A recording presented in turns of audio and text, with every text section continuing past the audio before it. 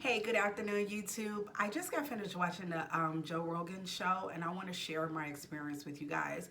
So he had a guest on. This man name is James. Um, I want to pronounce it correctly. I think I'm going to botch it. I'm sorry. Talarico, James Talarico. He is a state representative. He's from the state of Texas, and he's in the Texas House, and he's one of their representatives. And this interview was phenomenal. First of all, the interview was 2.5 hours, and I watched the entire interview.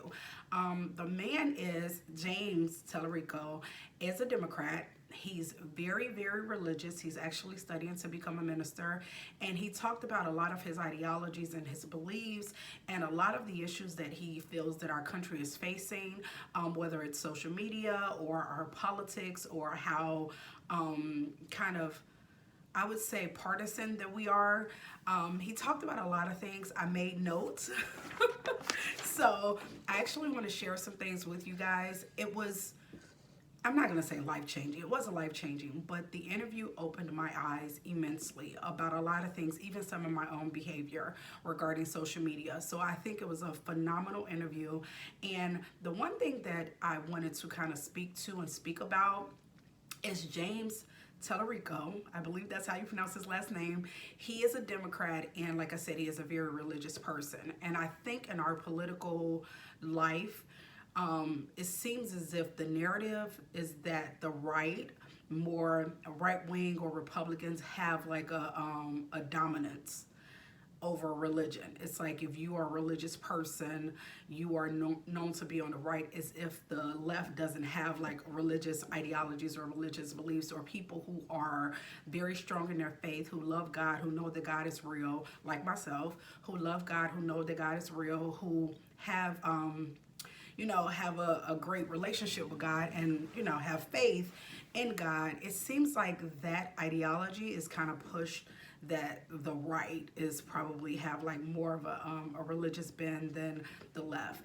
And James Talarico kind of dispelled that completely. I think it's most people dispel that if you really have conversations with people, because no one has ownership of religion. It's not a right or left thing, but I think sometimes in our political landscape we kind of believe that it does. So I want to share a lot with you guys, but there's two things that he said that stood out immensely. Like, it literally, I had to rewind it and watch it again. It was so powerful.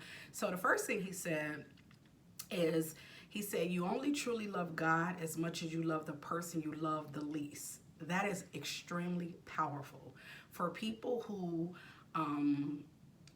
believe that just because somebody has different opinions or different political ideology or different perspectives, that you can cast them away, and they're the worst and they're a bad person and you never want to hear from them, is not of God. So that was something that I felt was so powerful. Like, it was extremely powerful to me. And the second thing he said was, there is nothing worse than a tyrant who believes they are on a mission from God. These two things kind of spoke to, and I have a lot of notes. He talked about separation of church and state, which I think is extremely important, but I want to take a little bit issue by issue. So the first issue that he talked about was the separation of church and state. And he basically said the reason that he do not agree, that because there was a bill on the floor and the Texas House, and what they were trying to do is that they were trying to enforce a rule where every single classroom in Texas will have the 10 Commandments, like a picture of the 10 Commandments in their classroom. And he said the reason, because I want to make sure I get this right, he said he believed that if Jesus saw that, he will weep, because what it's basically doing is telling every other religion that their religion is not sufficient. There's only one religion, which we know that that is not the case. So the reason, this is a person who loves God, this is a person who is literally practicing to become a minister, is saying he's against this bill that was going to basically push every classroom to have the 10 Commandments listed in their classroom. And that was very refreshing to hear, because I think a lot of times people they kind of push this thing where if you are against religion being taught in school, that you're not a lover of God. And I reject that immensely. I just believe that there's a difference. There needs to be a separation between church and state. That is my belief. That those are my ideologies. I believe in politics and church. The church and politics is completely separate. I don't believe that no political group, no political ideology is in control of religion, is in control of God. I think those things are separate, and I think they need to remain separate. So that was one thing that he spoke to that I championed. The interview was, I can't even really talk because the interview was so powerful to me. It really was. It was him just kind of cleanly, precisely, intelligently articulating his points. Joe Rogan did a phenomenal job asking the questions, and I will be very honest, I haven't been watching Joe Rogan. It's the reason why I was so excited to make this video, because Joe Rogan seems like this really reasonable person, and I just didn't understand how he was supporting Donald Trump and not supporting the Republican Party. Because a lot of times people, when you say Donald Trump, people think that you're kind of like casting aspersion on the entire Republican Party. That's not what I'm doing at all. And so I wasn't watching Joe Rogan as much because I was really shocked by his backing or his support of Donald Trump. But I did watch this episode, and I felt like it was a phenomenal episode, so I wanted to share it with you guys. So the first point that they spoke about separating church and state, which I completely agree with. So that was the first point. Then they talked about abortion. And he said, James basically said, he was like, I understand that people will find that it's unorthodox for a person who is studying to be a minister, someone who is deeply into their faith, somebody who loves God, somebody who practiced their faith, who is very religious, a person who is pro-choice. So this is what I took from this conversation, because like I said, I have a lot of notes, so I have a lot of things in my head, but this is what I took from this conversation. It's not a matter of you believe in harming kids, killing kids, or anything like that. There's a philosophical difference in when you think that a child is a human, and if you think that particular embryo, fetus, have more rights than the woman, than the actual mother. And I think when people have this conversation, they try to have this conversation from the perspective, which is very disingenuous, but they try to have this conversation from the perspective like, you believe in killing kids. It's like, of course not. Like, of course not. That's not a intelligent or a reasonable way to have the conversation, because you automatically put the other person on defense because you're insinuating something that's so crazy and ridiculous and immoral. You take away any kind of rationalization or any kind of actual, like, two people having a conversation. And what he spoke to is what I truly believe is not a matter of, I think that a child, a human, is being harmed. It's a matter of science. It's a matter of, when do you think that embryo, that fetus, is an actual person who have rights versus the actual mother. I am a person who believes in the life of the mother, the choice of the mother. It's not the same as believing that it's okay to kill children or hurt children. And people who say that, they're just kind of like going to like the most disingenuous argument, because it's hard to argue that.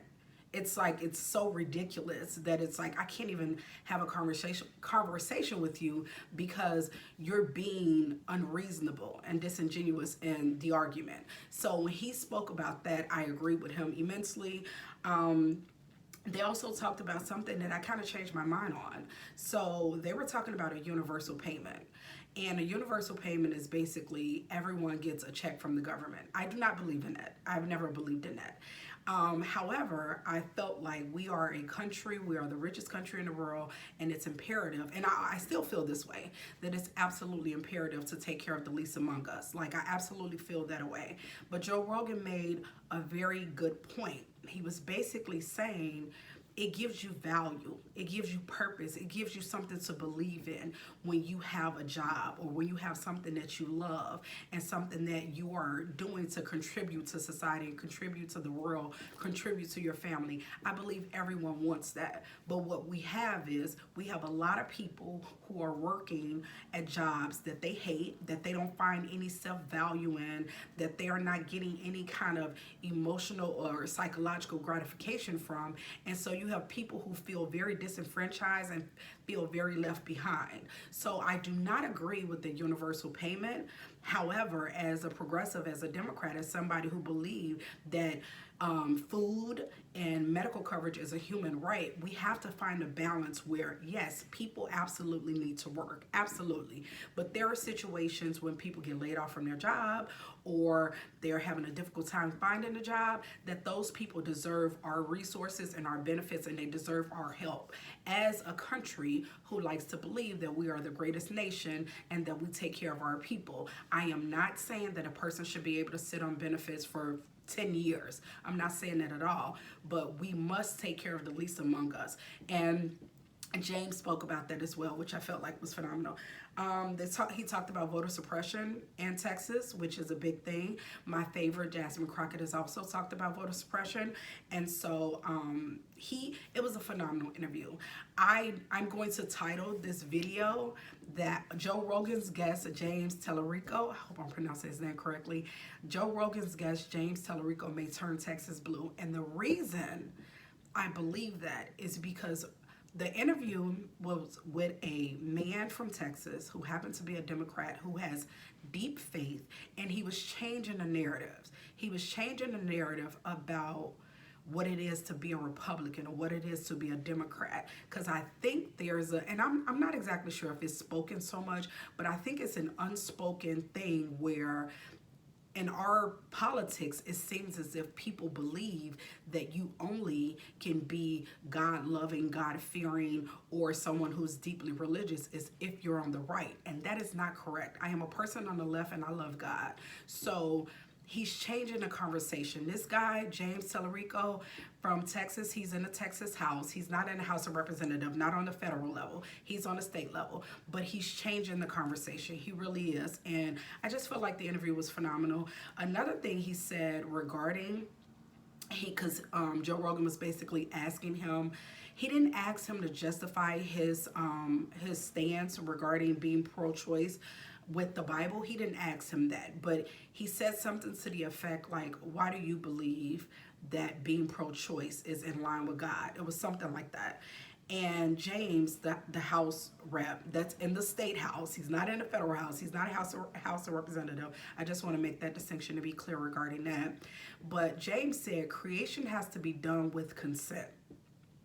So when you're talking about abortion, you can be talking about a woman who has been raped, a woman who has been taken advantage of by family members. You're talking about incest. You're talking about all of these things. And he said, and I believe as well, we can talk about limits. We can also talk about a person, like say for instance, late-term abortions, which really is not a thing. I know that people push that it's a thing to kind of strengthen their argument because they want to kind of push that ideology, whereas just people just willy-nilly getting abortions, it's not a real thing. Late-term abortion is not a real thing. Normally that happens when you're trying to save the mother, because think about this. If somebody, and I'm not saying it never happened in life, I'm pretty sure it has, but for the majority of people, you're not going to wait until you're 6 or 7. You're not going to wait until you're 6 or 7 months to terminate a pregnancy. This is someone who has carried a child for 6 or 7 months, more than likely wanted the child, more than likely picked out a name, more than likely picked out a crib, a bassinet, a stroller, wanted the baby. And then something really horrible happens and the woman can't safely and in a healthy way have the baby. So that's the reason why late-term abortions, not every single one, but I think this idea that people are waiting until they're 6 or 7 months to have a baby, to have an abortion, is absolutely ridiculous. It happens on a very, very, very, very, very small scale, very, very small scale. And what James was basically saying is, It normally happens when the mother is in danger, when something is going wrong with the mother. He also talked about because the rules in Texas, their laws are so restrictive when it comes to abortions. It's literally to the point that women are waiting in the parking lot until they go into sepsis. I think that's the name. You guys correct me. I don't have any kids, but correct me if I'm wrong. I think that's the name. But those people are basically endangering their bodies before they can get help because of the restrictive laws and the rules that are in Texas. So this interview was phenomenal. The reason I titled it Joe Rogan's Guest, James Talarico may turn Texas blue, is because he's changing the narrative. He's changing the conversation on what it is to be a Democrat in a state like Texas. I think for the world, because the interview just basically was a person, a man who, like I said, was a minister, or he's working to become a minister. He seemed very fair and balanced, a very decent person, and he was having a conversation about his perspectives, his ideologies that I think a lot of Texans can get on board with. And so I wanted to bring that video to you guys. I hope you guys have a phenomenal day. Like, comment, and subscribe, and I will talk to you later. Bye.